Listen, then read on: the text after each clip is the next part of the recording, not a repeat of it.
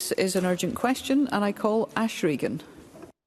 To ask the Scottish Government, in light of the reported details of abuse that came to light during sentencing at Glasgow High Court yesterday, what its position is on whether child safeguarding in Scotland has failed.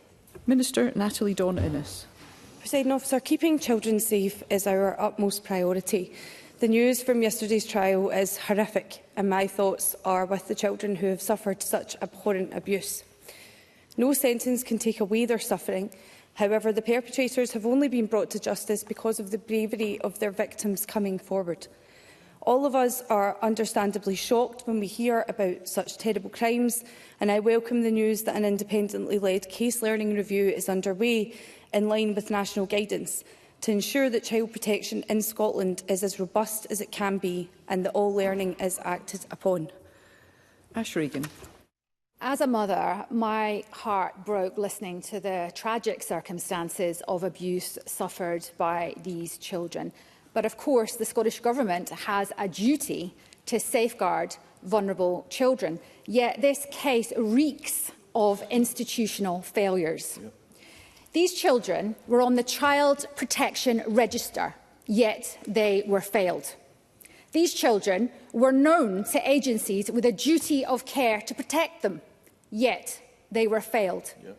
These children were chronically absent from school, yet they were failed. Yep.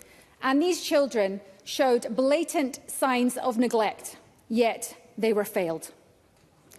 The Scottish Government has presided over this catastrophic failure at every single level. Minister, are the children of Scotland safe? Always through the chair, please, Minister. Thank you, Presiding Officer. And I agree with some of the sentiments around the experiences of these children. I am a mother myself. This case absolutely horrifies me. And there is no getting away from the fact that these children were failed. Now, as I've said, the details in this case are horrific. But I understand that the case review that is taking place will be there to learn lessons and to ensure that safeguarding is bolstered going forward in Scotland. My priority right now has to be on the actions that we're taking, and that's whether through the National Strategic Group, the newly established task force, or a lot of the work that we are delivering on the promise and on improving child protection across this government. So, as I say, my focus just now has to be on the actions that we are taking going forward to protect children. Ash Regan. But yet again, these catastrophic system failures have come to light from brave survivors and interveners, which shows there is a problem in the system. A child's background, a child's behaviour and a child's perceived social status must never impact on how they are protected in a civilised society. The mere fact that they are children must be enough. And fear of creating offence must never overshadow the instinct and the duty to protect children. So let me be very clear. The rights and the expectations that these children had to protection from abuse must be judged solely by the fact that they are children, and failure is not an option. So will the Government outline what they are going to do urgently to address these serious safeguarding failures? Minister. I think I gave a lot of the answer to this in my previous response. In relation to the independent review that will be carried out, Glasgow Child Protection Committee has brought in an independent reviewer to lead this review. That lead reviewer will be independent and out with Glasgow, but still has to be appointed. And I'm, as I say, confident that we will learn lessons from the failings here and what we can do to protect children in the future. I have outlined previously to the member and to other members in this chamber actions we are taking to protect children around the National Strategic Group that has been set up, and also in relation to online harms through our newly established task force. And I will continue to look for any ways that we can bolster child protection measures. If that's something that the member would wish to discuss with me, I'm more than happy to do so. Thank you. Fulton McGregor. Thank you, Presiding Officer. This is really a harrowing case. Enhancing our child protection services and learning lessons is absolutely vital. the Minister will be aware that I raised this issue with the First Minister recently, specifically on the issue of mandatory reporting. Can the Minister say any more about what steps the Scottish Government are taking to improve child protection, including through its new task force to tackle online harms? Minister. Yeah, I thank the member for his question and for his continued engagement on this really important issue, particularly on support for victims. On mandatory reporting, it's important to note that in Scotland professionals do have an existing duty to report child abuse. It's vitally important that we do all we can to protect children from abuse and sexual exploitation, and that's why earlier this month I announced that the First Minister has asked the Minister for Victims and Community Safety and I to form that new task force I've already referred to on online safety. This task force will provide oversight, challenge and direction to identify what more can be done to protect children and young people from online harms. I've also already referred to the new Child Sexual Abuse and Exploitation Group established in October 24 to review current actions and agree where some additional focus is needed to better protect children. And we want this group to be able to take action that is informed by the experience and the expertise of practitioners, and that's why the group is co-chaired by senior policing and social work representatives. Sharon Dowie. Thank you, Presiding Officer. During yesterday's sentencing, the judge, Lord Beckett, praised the children for their formidable strength, courage and perseverance. Without that, these violent individuals may never have been caught and would still be offending and wrecking lives today. But it shouldn't fall on child victims to bring these monsters to account. Given the system's failure to intervene sooner, despite the children being in contact with services, what lessons have been learned and what immediate changes are being introduced to ensure this never happens again? Minister.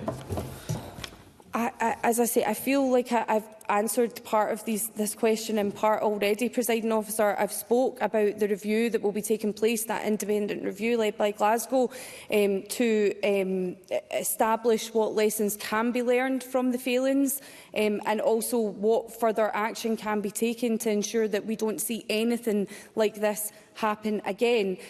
I've outlined what we're doing in relation, well, the member will be aware of a whole range of work that the Scottish Government is undertaking in relation to the promise, in relation to whole family wellbeing, in relation to getting into families and young children's lives at an earlier point to try to, intervene early and stop crisis points and improve children's lives, essentially. But over and above the work that we're doing in the promise, which I think is directly linked to child protection, we also have the ongoing work of the National Strategic Group and the Task Force. Again, if there are other measures or things that the member would like to see us going further on, I'm always happy to discuss that with members on this very important issue.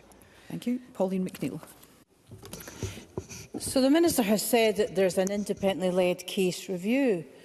But surely, Minister, we must have some answers now and not in a year's time, and perhaps you could clarify the timescale. How was it possible for those who were protecting those children 13 years of age and under, how could they have missed the signs of deep levels of abuse in a flat where there were children screaming and there were comings and goings? Surely the Minister's not satisfied simply to leave it to a case-led review to give us some answers to that key question.